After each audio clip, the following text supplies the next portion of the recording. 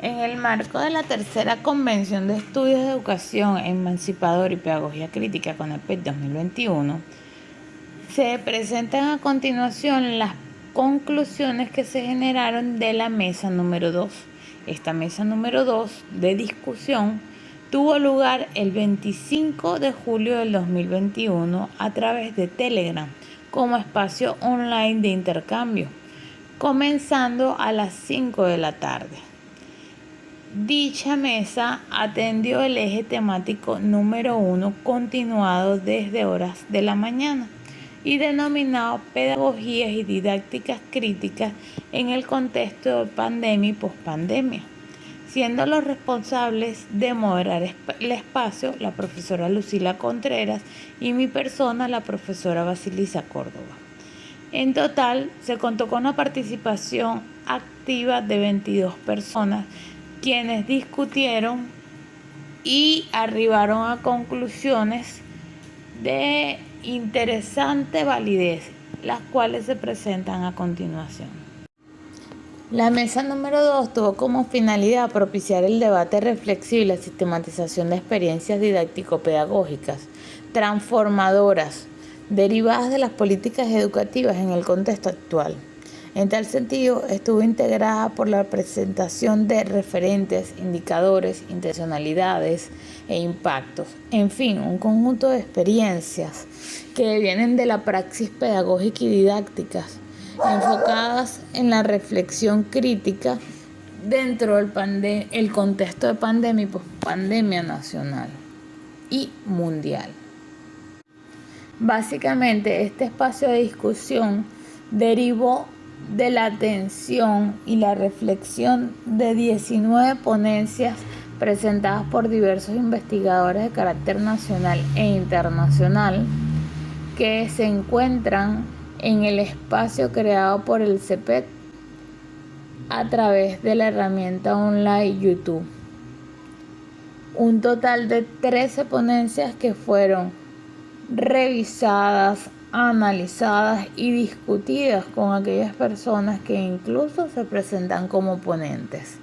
en un espacio abierto. Es importante destacar que al hacer referencia al CEPET se hace referencia al Centro de Estudios en Educación Emancipadora y Pedagogía Crítica, adscrito a la Universidad Bolivariana de Venezuela. La mesa 2 se desarrolló efectivamente a través de la estructuración de dos preguntas generadoras. La pregunta número 1, denominada ¿cuán preparados nos encontramos psicológica, socioemocional y digitalmente para dar continuidad a los procesos formativos a distancia en América Latina y el Caribe en el contexto de la pandemia y pospandemia por COVID-19? Es importante entender que esta pregunta es realizada a un año del escenario de pandemia mundial por COVID-19, alimentado de un conjunto de experiencias que derivaron de la praxis del espacio pedagógico docente de nuestros ponentes, tanto en América Latina como en el Caribe. Al respecto, y después de una nutrida discusión, se generaron algunas conclusiones que se transforman en aportes significativos para el hacer educativo. En principio, se reconoció una nueva categoría denominada resistencia pedagógica, porque se comprendió o se visualizó que la acción pedagógica de todos los actores que intervienen en el acto ha sido de resistencia, por lo menos en los escenarios más cercanos a los de Venezuela, los cuales, además de ser golpeados por una época de pandemia, están fuertemente definidos por unas medidas coercitivas unilaterales y de bloqueo que atentan a las realidades nacionales, mundiales, locales y regionales. En tal sentido, Se consideró que los actores fundamentales del proceso educativo, docentes, estudiantes y comunidad, no estábamos preparados para atender la educación a distancia, aunque el docente y los estudiantes tenían conocimiento en el uso de las TIC. En este espacio de reflexión,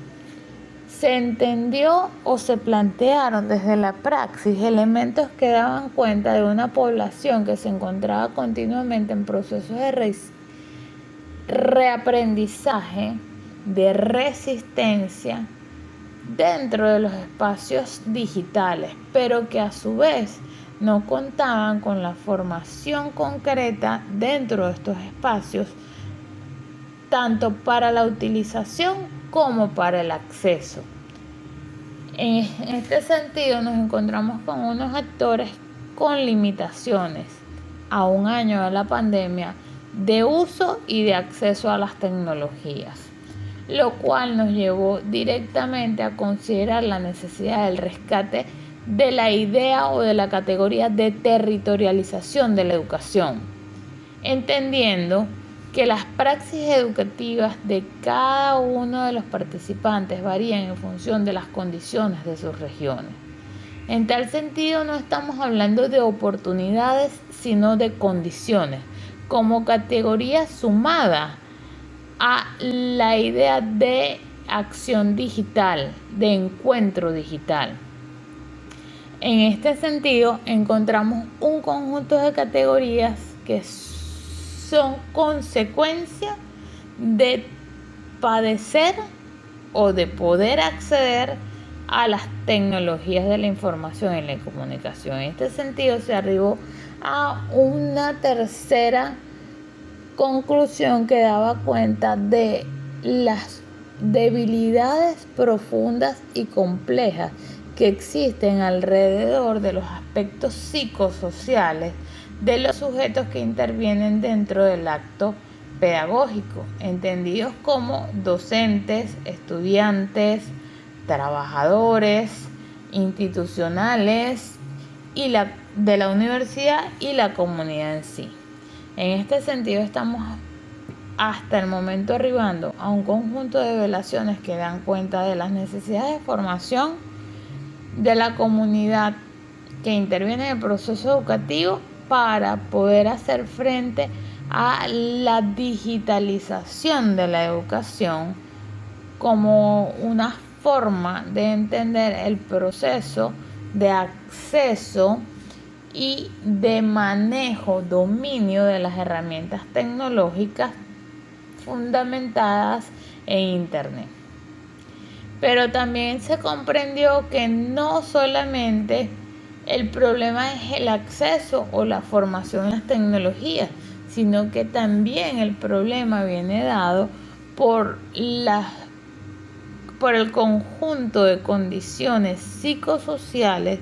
que intervienen en los procesos de acceso y manejo a las tecnologías y que causan, por ejemplo, estrés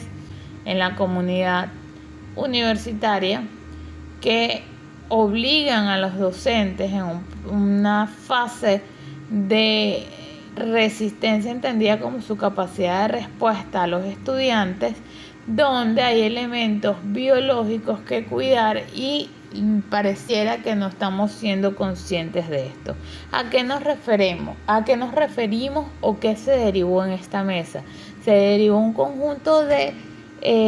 trabajadores, docentes, que están durante largas horas frente a una computadora, por ejemplo, y que no poseen las orientaciones fundamentales de cuidado y atención de la postura.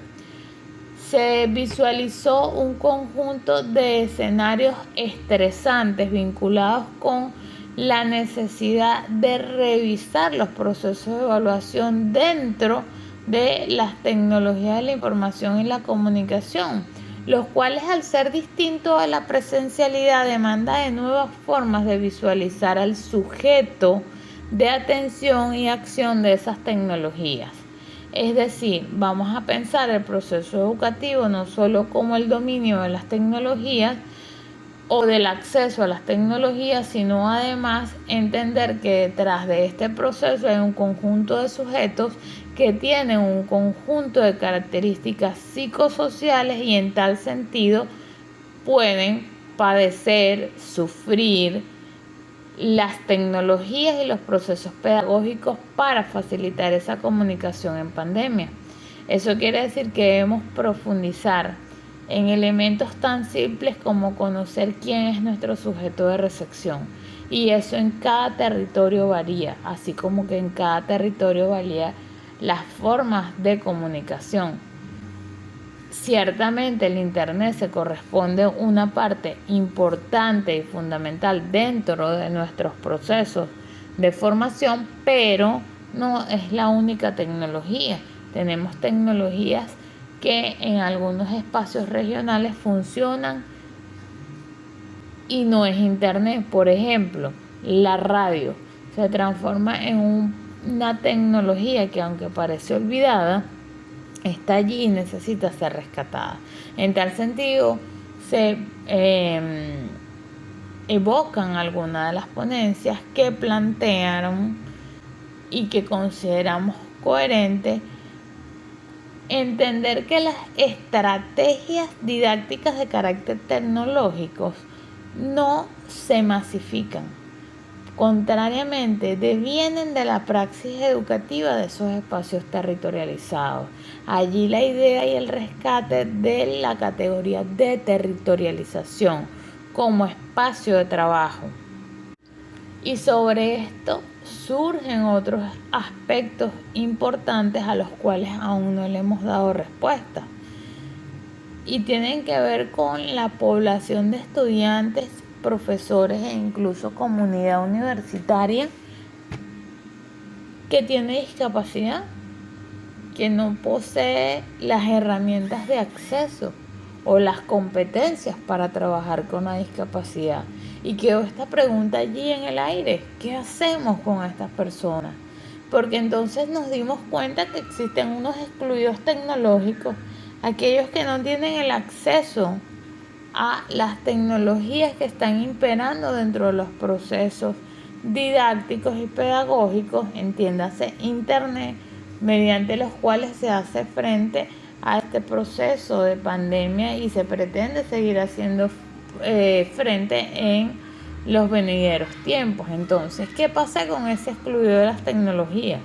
Porque siendo excluido de las tecnologías puede ser doblemente excluido, porque si es una persona con discapacidad y los actores que se involucran con ellos no están formados para esta capacidad, entonces volvemos a la pregunta: ¿y ahora qué hacemos con este invisibilizado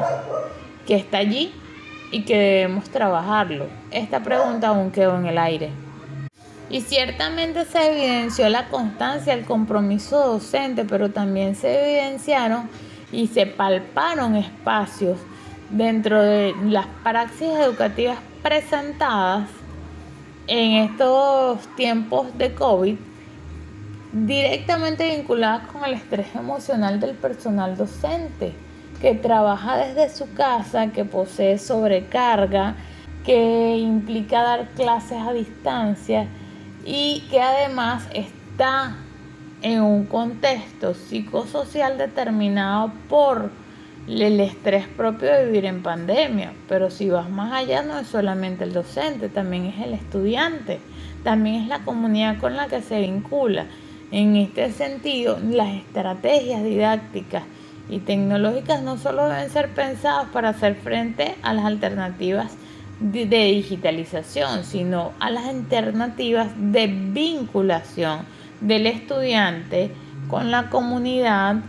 y con el profesor. En este sentido, se tendría una triada que permite resolver problemas cercanos de formas más idónea posible y más cercanas a las realidades de las personas que están allí. Por eso las estrategias didácticas no deben ser generalizadas, deben atender a la comunidad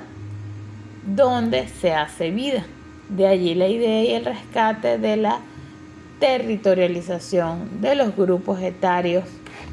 de los grupos por zona de residencia de estudiantes, para que compartan un conjunto de características que les permite identificarse, no para verse en sus debilidades, sino para mejorar y soportarse en sus fortalezas. Incluso dentro de las propuestas se pensó en la posibilidad de dotación, aunque estamos en unos escenarios bien complicados en los aspectos económicos nacionales, es necesario dotar de las herramientas tecnológicas fundamentales a la comunidad educativa, háblese de docentes, háblese de estudiantes o háblese de comunidad, en la oportunidad de que se creen espacios que les permitan a los actores del proceso pedagógico acceder a las tecnologías y en función de esto posteriormente desarrollar planes generalizados para la formación en las tecnologías libres, donde puedan incorporarse tanto la comunidad como los actores propios del proceso educativo. En respuesta al interrogante, ¿cuán preparados estamos? No nos encontramos preparados para todo lo que ha ocurrido, ni en los aspectos psicosociales, ni en los aspectos de formación a las tecnologías, pero sin embargo se han resistido a estos procesos y esto ha visibilizado, como era de esperar, un conjunto de personas excluidas e invisibles del proceso pedagógico, no por decisión, sino por consecuencia. Por ejemplo, se han creado los estrés socioemocionales, bien producto de las relaciones dentro del proceso pedagógico, bien producto de las consecuencias de vivir en pandemia, de una crisis económica que afecta a gran parte del mundo, etc. Se afloraron las necesidades de dotación tecnológica sine qua non para poder seguir alimentando el proceso de resistencia docente que se adelanta, y se visualizaron actores que se encontraban un poco desdibujados dentro de nuestras ponencias, como las personas que poseen discapacidad. Con el paso del tiempo, los procesos de reflexión y las discusiones que se dieron al espacio online nos fueron llevando al acercamiento a la pregunta número 2, entendidas como generadora y denominada cómo pueden potenciarse los procesos de enseñanza y aprendizaje ante la imposición de las medidas coercitivas unilaterales y bloqueos económicos, y las necesidades de mantener el distanciamiento físico ante nuevos rebrotes y cepas de COVID-19 en América Latina y el Caribe. Básicamente, y un poco atendiendo al interrogante número 1, se fueron generando posibles reflexiones al respecto y que a continuación le vamos a presentar. La primera fue: es necesario repensar los procesos formativos en base a las condiciones y limitaciones digitales. Para ello, se deben revisar los elementos teóricos empíricos relacionados a la educación a distancia, con el fin de incorporar los procesos formativos de estos espacios, así como otras formas o maneras de enseñar que abarquen mayor cantidad de población estudiantil con calidad y atención a las condiciones de esa población. Este postulado viene un poco a reforzar lo que se planteaba desde la interrogante número 1 y que daba cuenta con la necesidad de entender las condiciones de la digitalización. Ciertamente ya se han derivado varios estudios al respecto, prevalecían unas categorías, pero es necesario entender este proceso desde la territorialización y las condiciones que se dan en estos espacios geográficos y comunitarios para desarrollar los procesos, bien por sus posibilidades materiales o por sus limitaciones. En este sentido, la resignificación, o más allá de la resignificación, la construcción de nuevas categorías que den cuenta de las condiciones digitales en función de las condiciones geográficas y reales de la población, así como las condiciones psicosociales de esos sujetos que se encuentran en ese espacio geográfico, son fundamentales para entender la educación en estos nuevos procesos y contextos pospandémicos. Posteriormente se llegó a una suerte de reflexión donde se resaltaba la importancia del diseño de políticas públicas y programas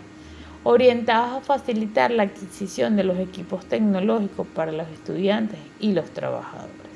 Ciertamente, y un poco atendiendo a la interrogante número 1, existen condiciones de digitalización que se pueden alcanzar únicamente a través de la existencia de los recursos, de los medios. En tal sentido, la estrategia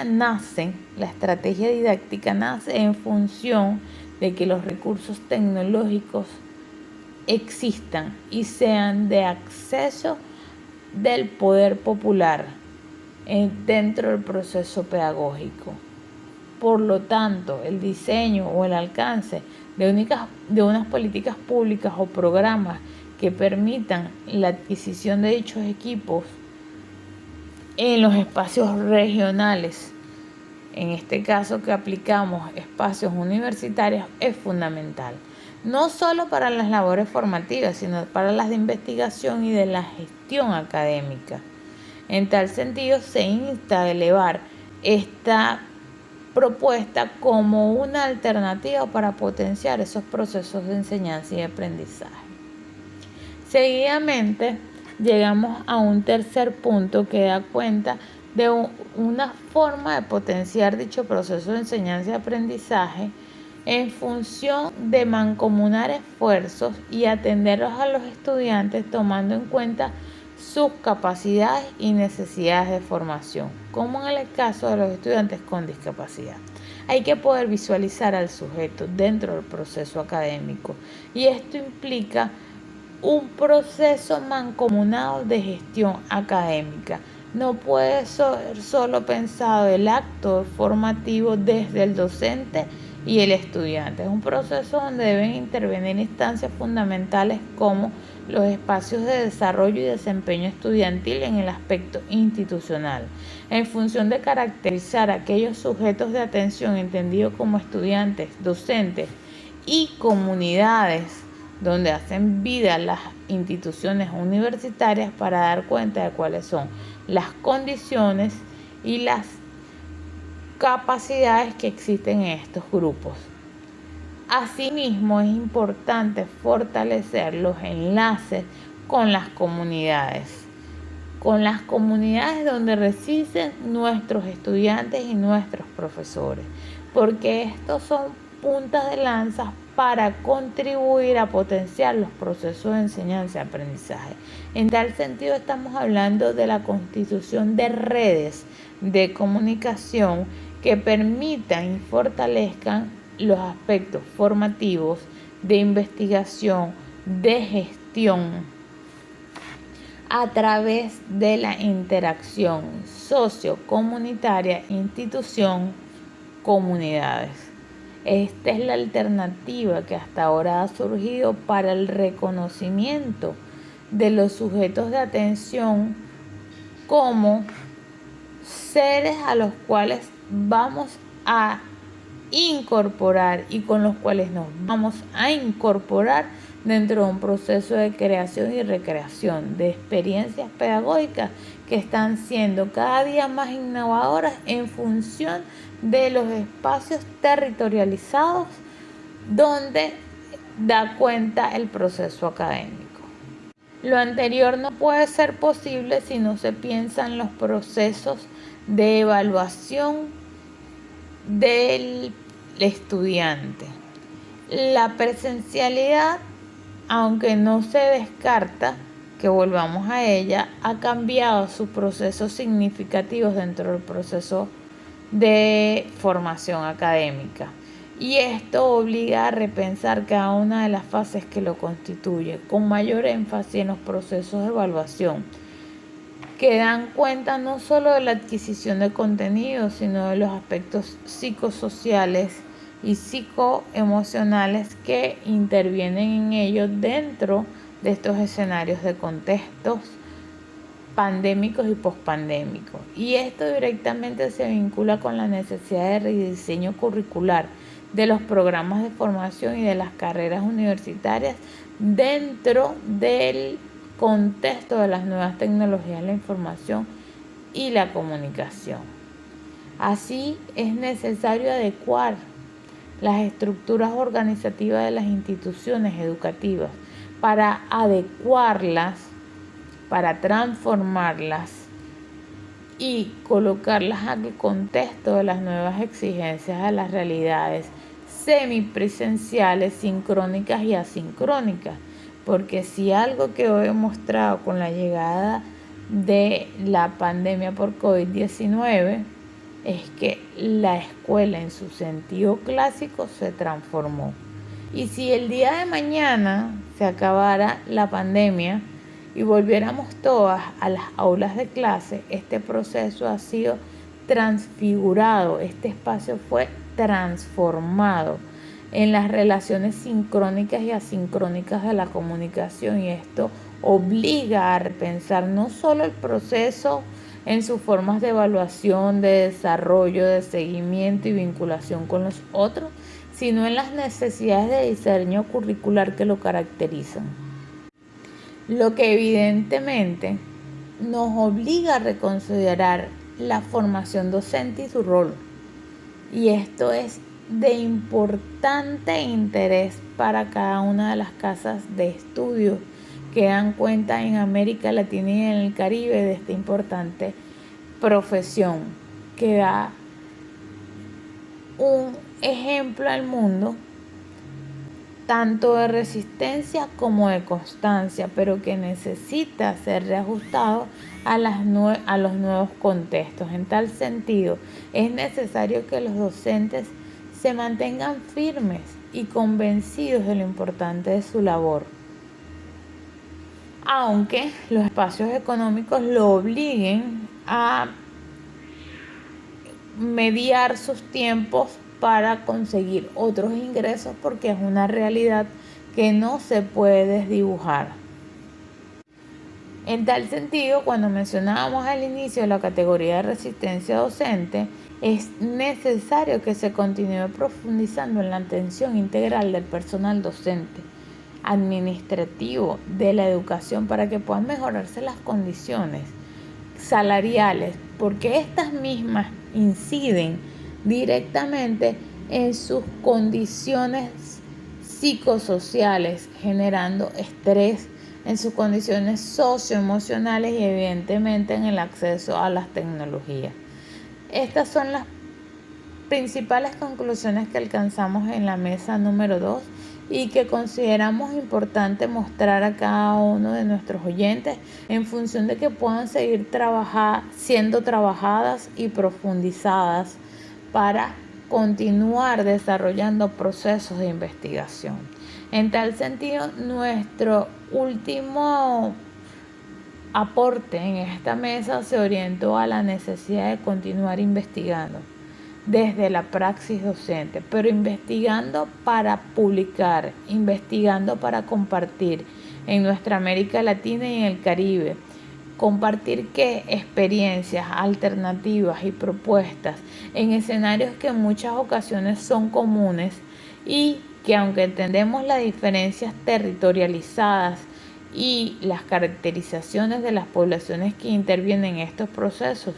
son foco de luz en momentos de pospandemia. En tal sentido, se presentaron estas conclusiones y a todos agradecemos por la atención prestada. Esperamos que espacios como estos se sigan consolidando y que den pie a la discusión creativa, a la discusión con propuestas, a las capacidades de transformar. Gracias.